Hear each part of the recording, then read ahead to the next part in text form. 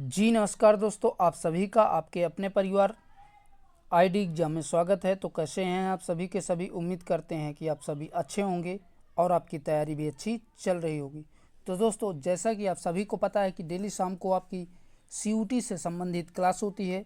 तो आज की क्लास सीयूटी से संबंधित 12 क्लास होगी। जिन लोगों ने प्रीवियस क्लासेस नहीं देखा है तो इसी क्लास के नीचे डिस्क्रिप्शन में उन क्लासों का लिंक आपको मिल जाएगा। और चैनल पे नए हैं तो चैनल को सब्सक्राइब कर बेल आइकन को दबा दीजिए ताकि आगे आने वाले क्लासेस के नोटिफिकेशन आप तक पहुंचते रहें। तो चलिए दोस्तों, कंटिन्यू करते हैं आज की क्लास को। आज का पहला क्वेश्चन कह रहा है, निम्नलिखित में से हड़प्पा सभ्यता का काल लगभग है 1750 से 1500 ईस्वी पूर्व, 7000 से 3000 ईस्वी पूर्व, 3000 से 1500 ईस्वी पूर्व, या निश्चित नहीं हो सकता। तो इनमें से राइट आंसर हो जाएगा ऑप्शन नंबर 1 करेक्ट हो जाएगा। 1750 से 1500 ईस्वी पूर्व जो है हड़प्पा सभ्यता का काल माना जाता है। चलिए बढ़ते हैं नेक्स्ट क्वेश्चन की ओर। अगला जो क्वेश्चन है कह रहा है, हड़प्पा सभ्यता की खोज निम्न में से किस वर्ष हुई थी? 1817 में, 1905 में, 1921 में या 1929 में? तो हड़प्पा सभ्यता की खोज जो है 1921 ईस्वी में हुई थी। तो right answer option number C correct हो जाएगा। चलिए बढ़ते हैं नेक्स्ट क्वेश्चन की ओर। अगला जो क्वेश्चन है कह रहा है, कालीबंगा स्थित है हरियाणा में, राजस्थान में, गुजरात में या पंजाब में? तो बात करें कालीबंगा की तो ये जो है राजस्थान राज्य में स्थित है। ठीक है, तो ऑप्शन नंबर बी करेक्ट हो जाएगा। चलिए बढ़ते हैं नेक्स्ट क्वेश्चन की ओर। नेक्स्ट जो क्वेश्चन है कह रहा है, सिंधु घाटी की सभ्यता मूलतः शहरी थी, कृषि प्रधान थी, धार्मिक थी या आदिम थी? तो जो सिंधु घाटी की सभ्यता थी वो मूलतः शहरी थी। तो ऑप्शन नंबर ए राइट हो जाएगा। चलिए देखते हैं नेक्स्ट क्वेश्चन को। अगला जो क्वेश्चन है कह रहा है, निम्नलिखित में से क्या हड़प्पा संस्कृति पर प्रकाश डालते हैं? तो पहला ऑप्शन कह रहा है पुरातत्व संबंधी खुदाई, दूसरा कह रहा है शिलालेख, तीसरा कह रहा है ग्रंथ और चौथा कह रहा है धार्मिक पुस्तकें। तो इनमें से राइट आंसर हो जाएगा ऑप्शन नंबर ए, पुरातत्व संबंधी खुदाई हड़प्पा संस्कृति पर प्रकाश डालती हैं। तो ऑप्शन नंबर ए राइट हो जाएगा। चलिए देखते हैं अगले क्वेश्चन को। अगला जो क्वेश्चन है कह रहा है, हड़प्पा सभ्यता का प्रसिद्ध स्नान गृह किस शहर में स्थित है? हड़प्पा में, मोहनजोदड़ो में, रंगपुर में या बनावली में? तो जो हड़प्पा सभ्यता का स्नानागार स्थित है वह जो है मोहनजोदड़ो में स्थित है। तो ऑप्शन नंबर बी राइट हो जाएगा। नेक्स्ट क्वेश्चन है कह रहा है, लोहे के प्रयोग से कहाँ के लोग अपरिचित थे? तो वैदिक युग के, हड़प्पा सभ्यता के लोग, गुप्त काल के लोग या मौर्य काल के लोग? तो इन चारों में से राइट आंसर बनेगा लोहे के प्रयोग से अपरिचित थे हड़प्पा सभ्यता के लोग। तो ऑप्शन नंबर बी राइट हो जाएगा। चलिए देखते हैं अगले क्वेश्चन को। अगला जो क्वेश्चन है कह रहा है कि हड़प्पा सभ्यता का प्रचलित नाम है सिंधु सभ्यता, लोथल सभ्यता, सिंधु घाटी की सभ्यता या मोहनजोदड़ो की सभ्यता? तो इन चारों में से राइट आंसर हो जाएगा ऑप्शन नंबर सी, सिंधु घाटी की सभ्यता के नाम से हड़प्पा सभ्यता को जाना जाता है। ठीक है दोस्तों, चलिए बढ़ते हैं नेक्स्ट क्वेश्चन की ओर। अगला जो क्वेश्चन है कह रहा है कि किस काल की लिपि चित्रात्मक थी? सैंधव काल की, मौर्य काल की, आर्य काल की या गुप्त काल की? तो इनमें से राइट आंसर बनेगा ऑप्शन नंबर ए, सैंधव काल की। ठीक है दोस्तों, याद रखिएगा सैंधव काल की कला चित्रात्मक थी, याद रखिएगा। चलिए बढ़ते हैं नेक्स्ट क्वेश्चन की ओर। अगला जो क्वेश्चन है कह रहा है कि सिंधु घाटी की सभ्यता में कौन सी विशेषता नहीं थी? तो इसके चार ऑप्शन इस प्रकार हैं, सड़कें सीधी व एक दूसरे को सन कोण पर काटती थी, मकानों के दरवाजे पिछले ओर खुलते थे, और दूसरा कह रहा है मकान अच्छी व पक्की ईंटों से निर्मित थे, चौथा कह रहा है मकान छोटे व बड़े दोनों प्रकार के थे। तो ये सारी बातें थी, लेकिन आपका ऑप्शन नंबर बी, मकानों के दरवाजे पिछली ओर खुलते थे, यही जो है गलत दिया हुआ है। तो ऑप्शन नंबर बी करेक्ट हो जाएगा। ठीक है दोस्तों, चलिए बढ़ते हैं नेक्स्ट क्वेश्चन की ओर। नेक्स्ट कह रहा है कि गलत मिलान को दर्शाइए, इनमें से जो गलत दिया है उसी को आपको बताना है। तो मोहनजोदड़ो, सिंधु, रोपड़, सतलज, हड़प्पा, रावी, कालीबंगा, हिंडन, तो यही आपका गलत दिया है। कालीबंगा जो है भोगवा नदी के किनारे स्थित है, ना कि हिंडन नदी के। और अदर ऑप्शनों की बात करें, मोहनजोदड़ो ये सिंधु नदी के किनारे है, रोपड़ सतलज नदी पर, और हड़प्पा रावी नदी पर, जबकि कालीबंगा आपका भोगवा नदी में जो है के किनारे था जो है। ठीक है, तो याद रखिएगा। चलिए बढ़ते हैं नेक्स्ट क्वेश्चन की ओर। अगला जो क्वेश्चन है कह रहा है सुतकोतड़ा नामक स्थान किसके लिए प्रसिद्ध है। तो पहला कह रहा है घोड़ों की हड्डियों के अवशेष के लिए, चूड़ियों के अवशेष के लिए, सावधान के लिए, उपरयुक्त सभी के लिए। तो इनमें से चारों से राइट हो जाएगा ऑप्शन नंबर एक, घोड़ों की हड्डियों के अवशेष के लिए जो है सुतकोतड़ा नामक स्थान प्रसिद्ध है। ठीक है दोस्तों, याद रखिएगा। आइए बढ़ते हैं नेक्स्ट क्वेश्चन की ओर। क्वेश्चन कह रहा है आर्यों का ईरान के मार्ग से भारत आगमन कब हुआ था। लगभग 900 ईस्वी पूर्व, लगभग 1500 ईस्वी पूर्व, लगभग 2000 ईस्वी पूर्व, कोई निश्चित काल नहीं है।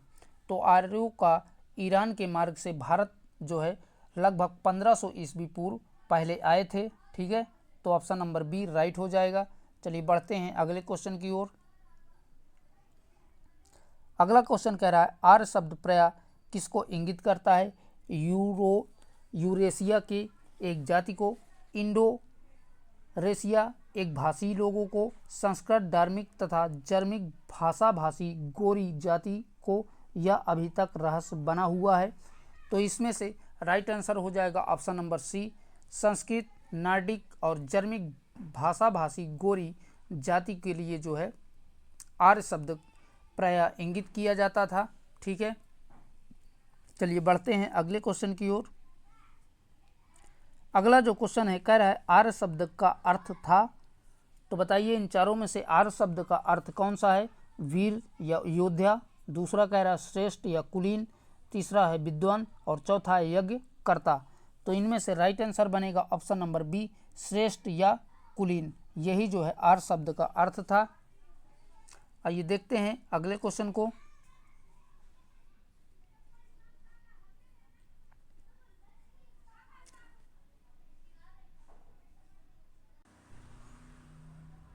तो क्वेश्चन कह रहा है आर्य भारत में आए थे। तो आर्य भारत में कब आए थे, कहाँ से, यूरोप से, मध्य एशिया से, पूर्वी एशिया से, या अन्य क्षेत्रों से। तो इनमें से राइट आंसर बनेगा मध्य एशिया से जो है आर्य भारत आए थे। तो ऑप्शन नंबर बी करेक्ट हो जाएगा। चलिए बढ़ते हैं अगले क्वेश्चन की ओर। अगला जो क्वेश्चन है कह रहा है कि आर्य भारत में सबसे प्रथम कहाँ आए थे, यानी कि आर्य भारत में सबसे पहले किस राज्य पे आए थे। पंजाब में, दिल्ली में, दक्षिण भारत में, या गंगेय प्रदेश में। तो इन चारों में से राइट आंसर बनेगा आर्य भारत सबसे पहले पंजाब में आए थे। तो ऑप्शन नंबर ए राइट हो जाएगा। चलिए बढ़ते हैं नेक्स्ट क्वेश्चन की ओर। अगला जो क्वेश्चन है कह रहा है आर्यों के अधिकार क्षेत्र को कहा जाता है। तो क्या कहा जाता है, पंजाब, सप्त सिंधु, उत्तरी भारत, मध्य भारत। तो इनमें से राइट आंसर बनेगा ऑप्शन नंबर बी, सप्त सिंधु कहा जाता है। ठीक है, चलिए बढ़ते हैं अगले क्वेश्चन की ओर। अगला जो क्वेश्चन है कह रहा है कि आर्य समाज निम्न में से किस वर्ण में विभाजित नहीं था। ब्राह्मण, क्षत्रिय, सभा और शूद्र। तो आर्य समाज जो है सभा में विभाजित नहीं था। तो ऑप्शन नंबर सी करेक्ट हो जाएगा। चलिए देखते हैं अगले क्वेश्चन को। अगला जो क्वेश्चन कह रहा है ऋग्वेद में उल्लेखित सर्वाधिक महत्वपूर्ण नदी थी। तो ऋग्वेद में सबसे ज़्यादा किस नदी का जो है उल्लेख किया गया है, गंगा का, सिंधु का, सरस्वती का, या जमुना का। तो ऋग्वेद में सबसे ज़्यादा सिंधु नदी का उल्लेख किया गया है। तो ऑप्शन नंबर बी करेक्ट हो जाएगा। चलिए देखते हैं अगले क्वेश्चन को। अगला जो क्वेश्चन है कह रहा है कि हड़प्पा के निवासी अधोलिखित में से किस धातु का प्रयोग नहीं करते थे? कांस्य का, लोहे का, पीतल का या तांबा का? तो हड़प्पा सभ्यता के लोग जो है लौह का अर्थात लोहे का प्रयोग नहीं करते थे। ठीक है, याद रखिएगा। तो ऑप्शन नंबर बी करेक्ट हो जाएगा। नेक्स्ट क्वेश्चन कह रहा है निम्नलिखित में से कौन वैदिक तथा हड़प्पा सभ्यताओं में प्रमुख असामान्यता थी? इसके ऑप्शंस हैं हड़प्पा नगरीय तथा आर्य ग्रामीण सभ्यता थी। दूसरा कह रहा है आर्य युद्ध कला में अधिक निपुण थे। तीसरा कह रहा है आर्यों का समाज 4 वर्णों में विभाजित था। और लास्ट कह रहा है उपर्युक्त सभी। तो कहने का मतलब ये सभी की सभी बातें सत्य हैं। तो ऑप्शन नंबर डी सही हो जाएगा, उपर्युक्त सभी। ठीक है, चलिए बढ़ते हैं अगले क्वेश्चन की ओर।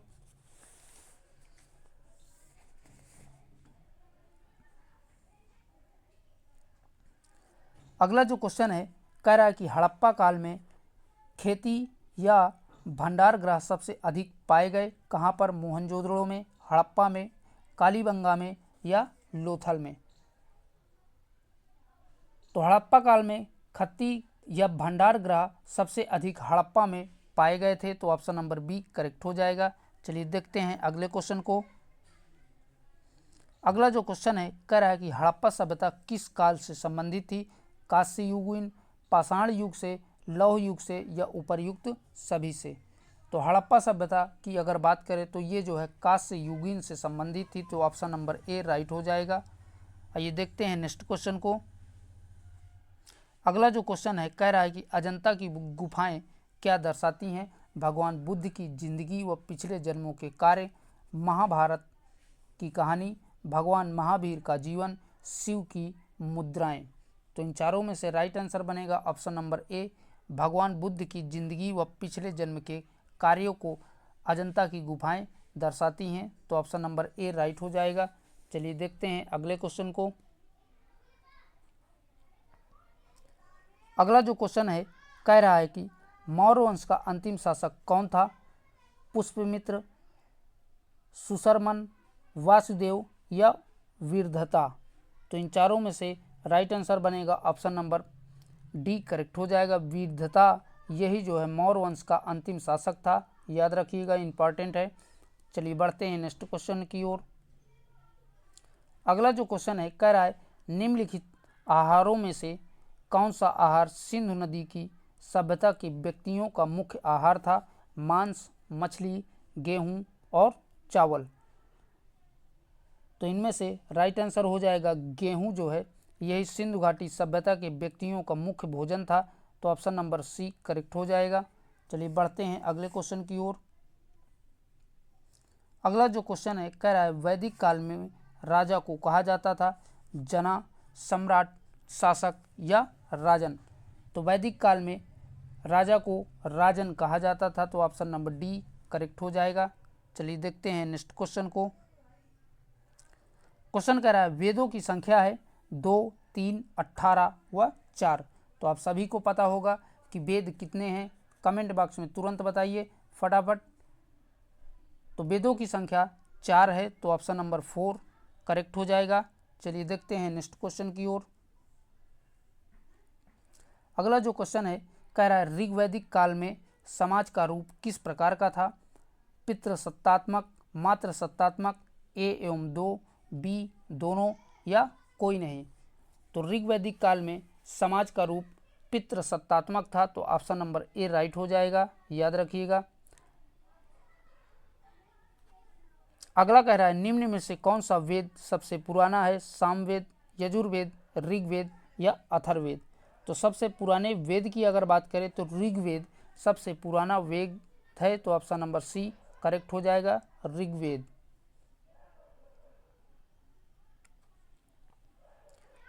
बढ़ते हैं नेक्स्ट क्वेश्चन की ओर। कह रहा है कि वैदिक कालीन लोगों ने सर्वप्रथम किस धातु का प्रयोग किया? लोहे का, कांस्य का, तांबा का या सोना का? तो बात करें वैदिक काल लोगों की जो है तो इन्होंने सबसे पहले लोहे का जो है प्रयोग किया था। तो ऑप्शन नंबर ए राइट हो जाएगा। चलिए बढ़ते हैं नेक्स्ट क्वेश्चन की ओर। अगला जो क्वेश्चन है कह रहा है कि असतो या सद्गमय कहाँ से लिया गया है, ऋग्वेद से, सामवेद से, यजुर्वेद से या अथर्ववेद से। तो अस्तो या सद्गमय यह जो है ऋग्वेद से लिया गया है, तो right answer option A correct हो जाएगा। चलिए बढ़ते हैं नेक्स्ट क्वेश्चन की ओर।